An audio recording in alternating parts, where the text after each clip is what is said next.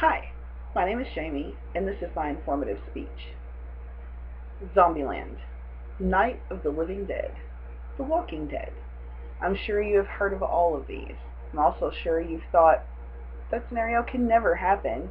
It's just movie stuff, and there's no way it can happen to you. Well, I'm here to tell you it can happen. Not only can it happen, but there are several ways that it could happen, and not all of them are as far-fetched as you may think. In fact, many of the ways that a zombie outbreak can happen are plausible, and some have already happened and are a matter of recorded history. Take a walk with me into the world of the undead as I show you just how it can happen to you. Now, before you panic, it's important to understand that a zombie catastrophe won't happen the way we think it will. In his interview with the Huffington Post, founder of the Zombie Research Society, Matt Mogg, tells us that the zombie apocalypse could take weeks or months to actually take effect. In fact, Mogg and his team of experts, including Harvard professors, active military, and the godfather of the undead himself, George A. Romero, think that there would be a period of gray area where we weren't really sure what to do or how to react. It would take several weeks, if not months, to find the source, diagnose the condition, and decide how to contain and combat it. Of the first of the ways that this all too terrifying thing can happen to you is a beautiful little mushroom called the cordyceps, also known as the caterpillar mushroom by its slightly less chemical name. What makes this fungus terrifying is that humans use it every day. It is found in a plethora of herbal supplements and is used for everything from male enhancement to anti-aging treatments. This means that it is present and accounted for in your day-to-day life. To give a great big boost to that fear is what it actually does and how it lives. See, the cordyceps fungus grows in many varieties all over the world, but no one really understands the life cycle. We just know it grows in an insect, and it must infect the insect before it can produce spores. This means to breed and grow, it has to inhabit the host body. Well, that really doesn't sound too bad, right? Lots of things live in our body. Bacteria in the intestines, so on and so forth. Sure, it's not so bad. But cordyceps takes over the mind of the host and causes it to leap from its normal home, jump down to the jungle floor, lock its mandibles on a leaf in a death grip where it waits until the fungus explodes from its body, produces spores, and goes on to infect other ants. But that's ants, right? What does that have to do with humans? Well, see, in some insects, cordyceps causes the insect to go insane and eat its fellow hive mates. What makes it terrifying to humans is that there are so many varieties. The fungus evolves to each specific species it infects. Just let that sink in. There's a fungus in the world somewhere that you encounter every day that is one evolutionary jump from causing mass chaos and catastrophe. Speaking of fungus, let me introduce you to the wonderful Toxoplasmosa gondii. Try saying that 3 times super fast.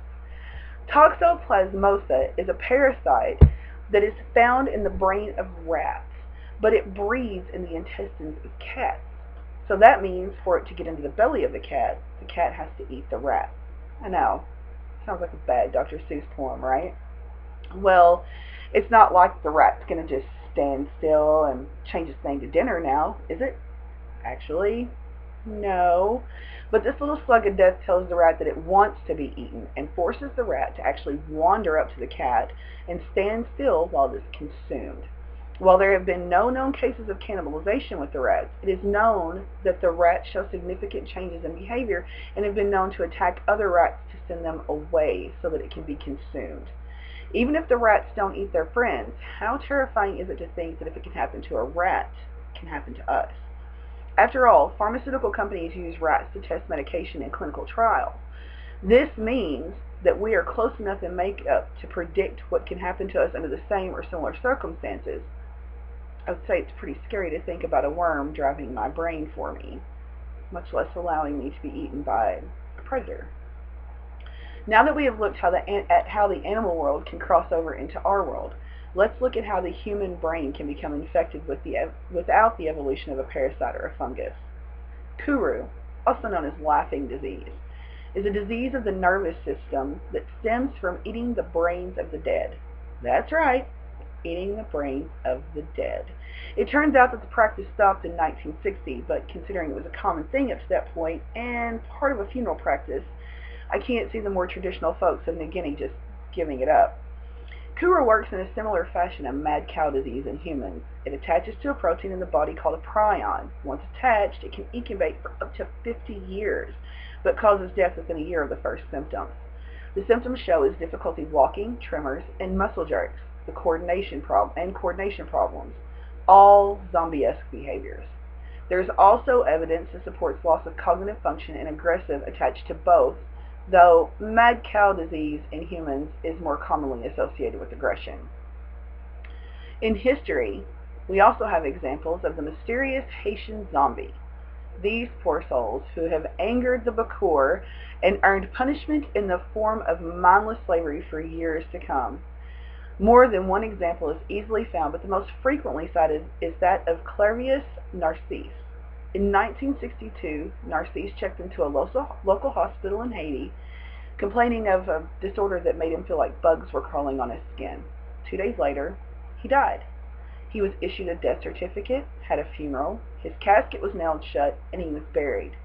The day after he was buried, Clairvius' family noticed that his grave had been disturbed. Turns out, Clairvius was given an injection of a voodoo potion containing deadly neurotoxins made from frogs and pufferfish.